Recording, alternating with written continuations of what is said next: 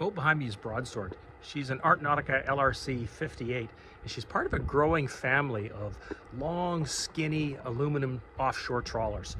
Often this genre, they're tough on the outside, but quite luxurious on the inside, and Broadsword is no exception to that.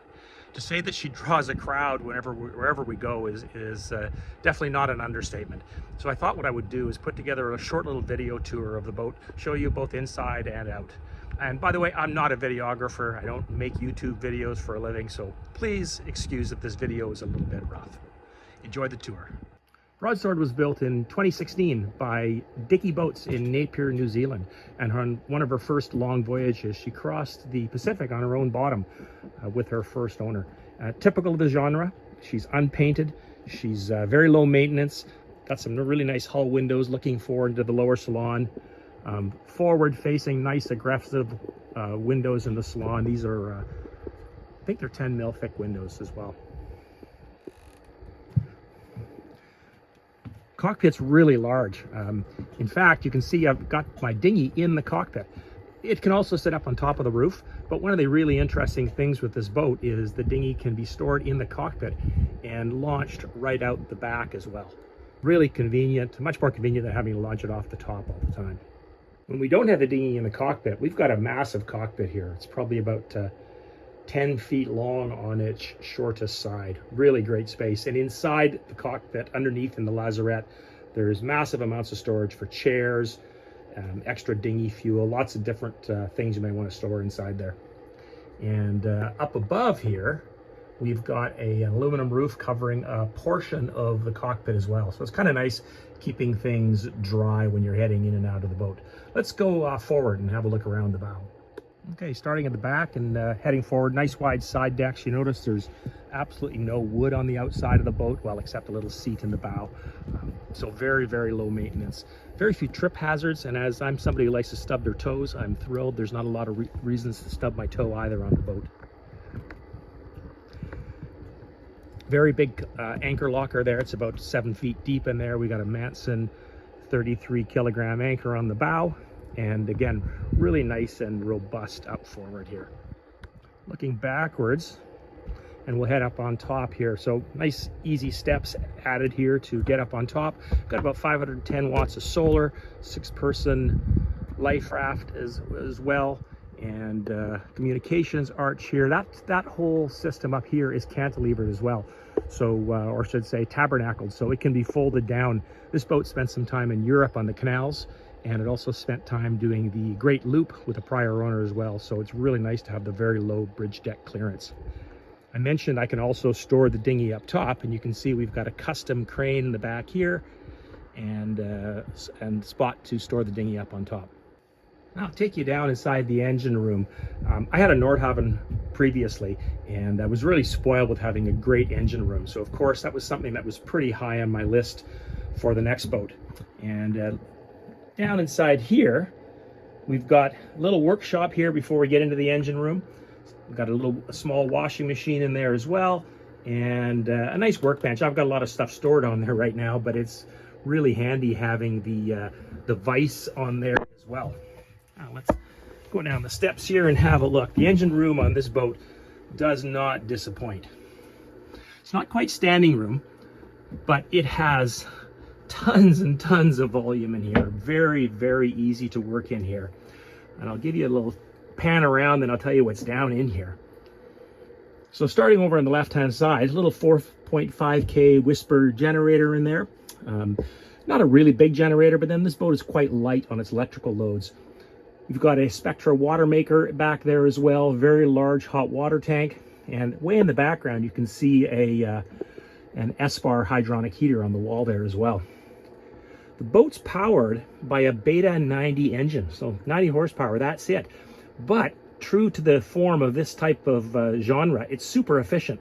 So I cruise at about 9 to 9.2 knots at about 7 liters per hour.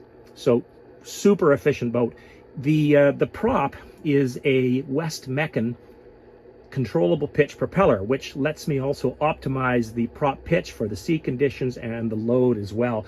And it's connected to the engine by a Python drive. So it's really nice to have the thrust bearing in there as well. So very, very little vibration. On the forward wall of the engine room in the center is a day tank, which is about 400 liters. And then there's 2 wing tanks, each of about 1,500 liters. Claimed range on the boat is about 4,500 nautical miles with a reserve. Also on the wall here, we have a fuel manifold and a polishing system as well. So the tall Raycor filter you see is part of the polishing system. There's an ultraviolet light as well. So I can move fuel between tanks or just circulate it within one tank and polish it. On the right-hand side is some of the water pumps and electrical as well. And both these panels on the right-hand side are hinged, so they fold out. And there's another layer of equipment behind. So really, really nice and easy to service it and to maintain it. Those black boxes are part of the C-zone breaker system. And I'll let you Google that if you want to learn more. But it's basically digital breakers with a manual backup. I have a programmable screen inside the boat, so I can control the breakers from there separately or in groups. So it's a really, really nice system for a boat that has quite a few systems on board. Now let's head upstairs and let's go inside. Okay, heading into Broadsword from the cockpit. As you remember, the outside is kind of all tough looking, but inside is really, really nice and comfortable, luxurious, and very, very bright. The whole left side of the upper salon here is the galley, and it's a one-piece stainless steel counter with integrated sink as well. So really, really nice to work with, really nice and easy to maintain as well. And looking over on the left, you'll see the helm. We'll have a closer look at that. Wrap-around windows, settee, seats 4 comfortably on this settee. And the material on this, by the way, this is Sunbrella. So it's, it's quite an interesting idea for interior fabric. It's super hard wearing, easy to clean, but and easy to replace if I ever need to do any maintenance. As you can see, there's glass everywhere in this boat. So the visibility from the helm or when you're sitting inside is absolutely fantastic. Really, really, really nice boat to spend time in.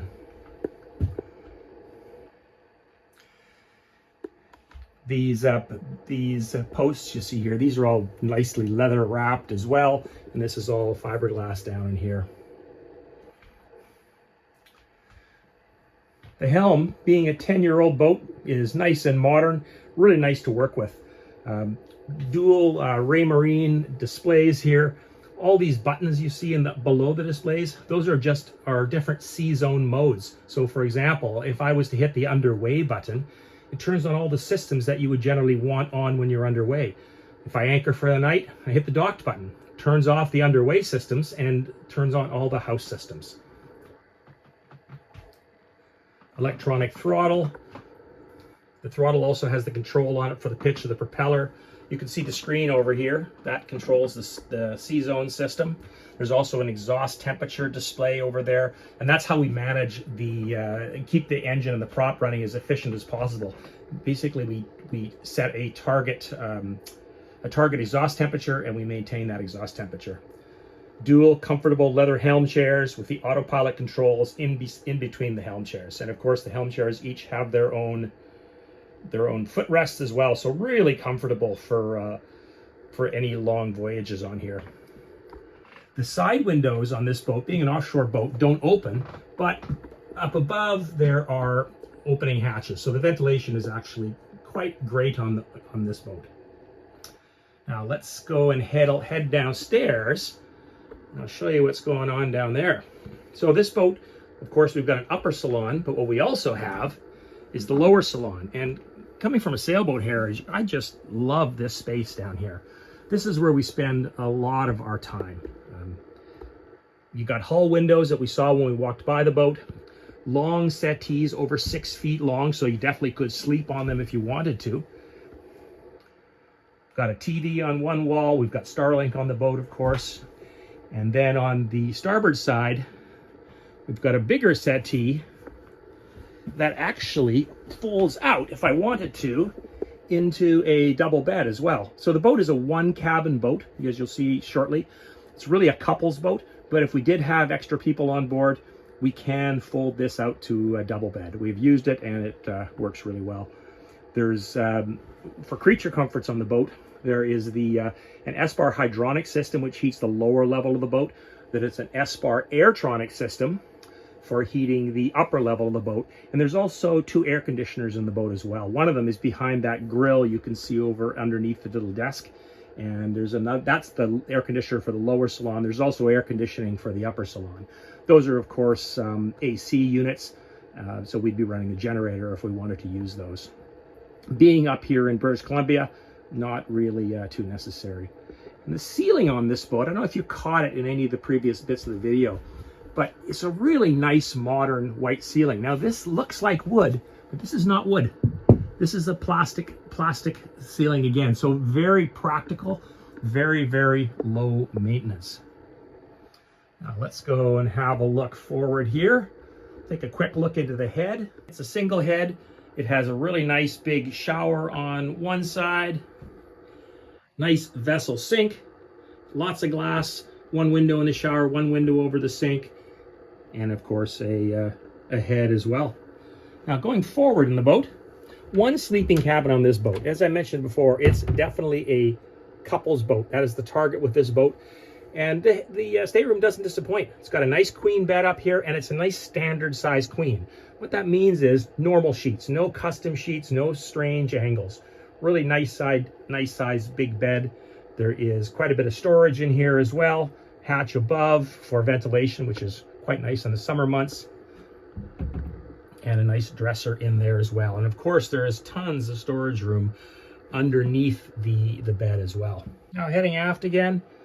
Again, another view of that lower salon. That coming from a sailboat, we just love it down here. It's so cozy, especially when we're cruising in winter months. And great color scheme on the boat. Heading up to the upper salon, pilot house, whatever you want to call it. Again, lots of glass. And heading back outside to our great cockpit. I hope you enjoyed the tour of Broadsword. If you're looking for a boat like this yourself, there's about 6 of these in various parts of the world, with a 6th I think is under construction right now. Best source for more information is to contact ArtNautica Europe directly, which is ArtNautica, ArtNautica.eu. They'll answer your questions, and I believe there's a new one being built right now for a future owner. Enjoy your cruising, and thanks a lot for coming along on this tour. Cheers.